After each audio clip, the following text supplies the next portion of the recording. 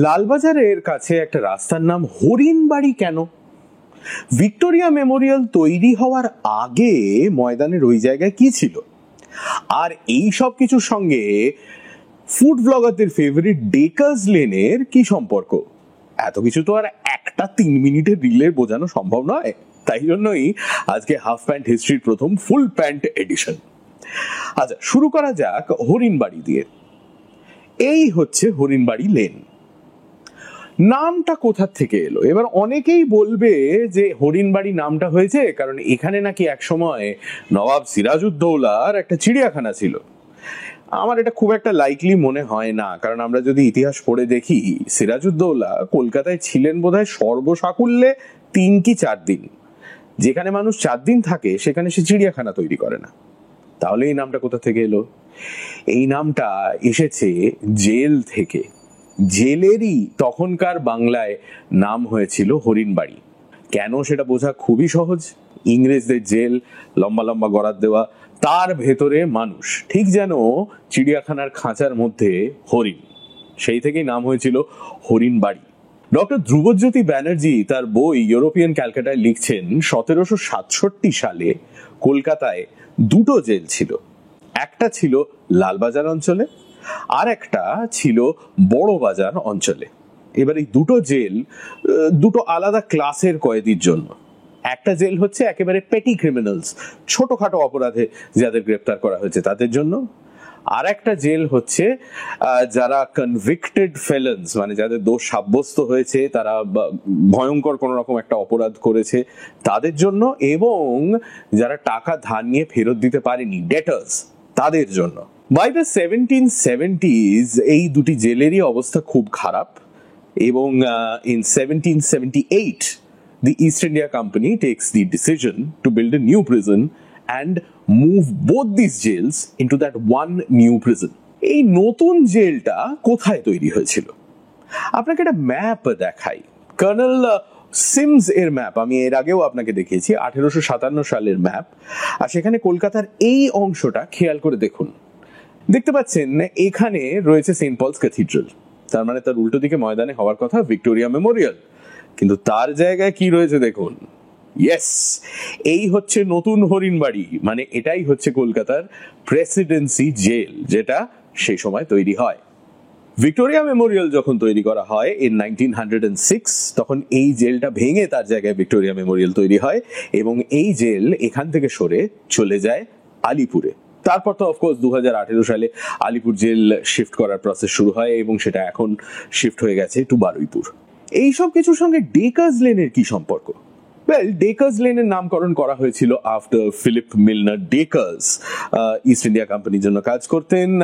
East India কোম্পানির যে বডিটা এখানে শাসন করতো, বেঙ্গল সুপ্রিম কাউন্সিল, সেই বেঙ্গল সুপ্রিম কাউন্সিলের উনি মেম্বারও ছিলেন, এবং তার বাড়ি ছিল ওই অঞ্চলে। সেই থেকেই ডেকার্স লেন নামটা হয়। In 1982 আমাদের মিউনিসিপ্যালিটি ডিসাইড করে এই রাস্তাটার নাম পাল্টানো হবে। এই রাস্তাটার নাম পাল্টে করে দেওয়া হয় জেমস হিকি সরণি। এবার এই জেমস হিকি ওই ধরনের হিকি নয়। এই জেমস হিকি কিন্তু is a very interesting character. পুরো নাম হচ্ছে জেমস অগাস্টাস হিকি, এবং তিনি বিখ্যাত কারণ তিনি শুরু করেছিলেন ভারতবর্ষের প্রথম প্রিন্টেড নিউজ পেপার, যেটার নাম হচ্ছে দ্য হিকিজ বেঙ্গল গেজেট। 1780 সালে পাবলিকেশন শুরু হয় অফ হিকিজ বেঙ্গল গেজেট। শুরুতে সব ঠিকই ছিল, কিন্তু 1781 সালে যেটা সমস্যা হয় সেটা হচ্ছে জেমস অগাস্টাস হিকি কলকাতার কয়েকজন খুব প্রমিনেন্ট মানুষজনের বিরুদ্ধে লেখা শুরু করেন। তাদের মধ্যে একজন হচ্ছেন রেভারেন্ড জন জ্যাকারিয়া কিয়ানান্ডা, ভারতবর্ষে ধর্মপ্রচার করতে এসেছিলেন।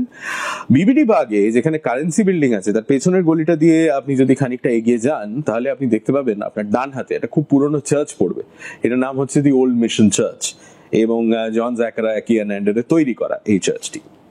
এবার আপনি একজন পাদ্রির বিরুদ্ধে লিখলেন, সেই পাদ্রি আপনার বিরুদ্ধে মামলা করলো, মোটামুটি সামলে নেওয়া গেল।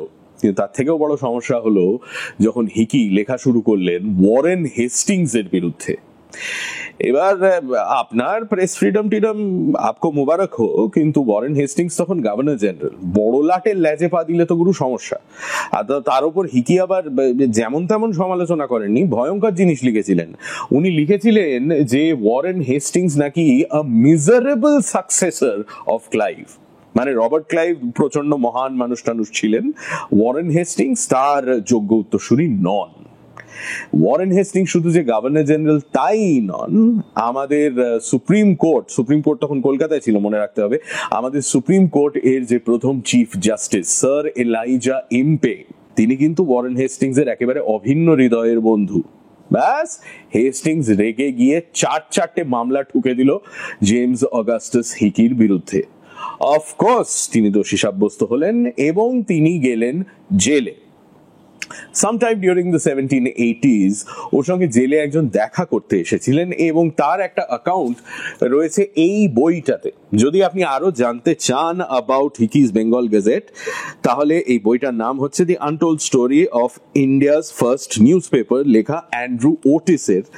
আর হিকির সঙ্গে যিনি দেখা করতে গেলেন তিনি জেলের অবস্থার একটা ডেসক্রিপশন লিখে গেছেন, আপনাকে আমি পড়ে শোনাই। Inside, he was welcomed by the same old smell of urine and feces. জেলের ভেতরে সর্বত্র পেচ্ছাপ পায়খানার গন্ধ। The same old drunken prisoners walking around the yard, shackled and fettered, the same poor conditions. জেলের কয়েদিরা মাতাল হয়ে কিভাবে ঘুরে বেড়াচ্ছেন সেটা আমার কাছে ঠিক স্পষ্ট নয়। তখনকার দিনে কি জেলে জলও খেতে দেওয়া হতো, জানি না। তবে এই সব কিছুর মাঝখানে হিকি রয়েছেন, তার তখন খুবই খারাপ অবস্থা। তাকে জেলে যে খাবার খেতে দেওয়া হচ্ছিল সেই খাবার তিনি অন্য কয়েদিদের বিক্রি করা শুরু করেছেন সেই টাকা দিয়ে, যদি তার সংসার চলে। তার ছেলে মেয়ে কিন্তু রয়েছে, ছোট ছোট ছেলে মেয়ে, তাদের জন্য উনি কোনো মতে বাইরে একটা ঘর ভাড়া করেছিলেন যেখানে তাদের উনি রেখেছিলেন, কিন্তু সেই ভাড়া দেওয়ার মতো অবস্থাও তারা থাকে না। আর তার ফলে তার ছেলে মেয়েদের তার সঙ্গে তার জেলের সেলে থাকতে হয়। এরকম অবস্থায় বাচ্চারা বড় হয়ে উঠছে, আপনি কল্পনা করুন। 1784 সালে ফাইনালি জেমস হিকি জেল থেকে ছাড়া পান।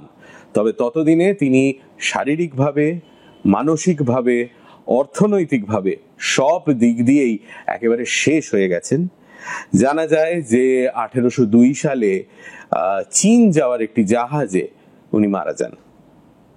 ভারতবর্ষের প্রথম খবরের কাগজ যিনি শুরু করেছিলেন সেই জেমস হিকির কোনো ছবি কিন্তু আমাদের কাছে নেই, রয়েছে শুধুই তার স্বাক্ষর, তার signature. This is that signature. তো এই হচ্ছে জেমস অগাস্টাস হিকি সরণি, হরিণবাড়ি লেন আর ভিক্টোরিয়া মেমোরিয়ালের মধ্যে কানেকশন। কেমন লাগলো হাফ প্যান্ট হিস্ট্রি প্রথম ফুল প্যান্ট এডিশন, প্রথম একটু লম্বা ভিডিও, সেটা আমায় জানাবেন। কলকাতার ইতিহাসের ব্যাপারে যদি আরো জানতে চান তাহলে ইউটিউবে সাবস্ক্রাইব করুন টু হাফ প্যান্ট হিস্ট্রি। আর কলকাতার ব্যাপারে আপনি আর কি জানতে চান সেটা আমায় জানান কমেন্টসে। পরের ভিডিওতে তাহলে আবার দেখা হচ্ছে। Take care.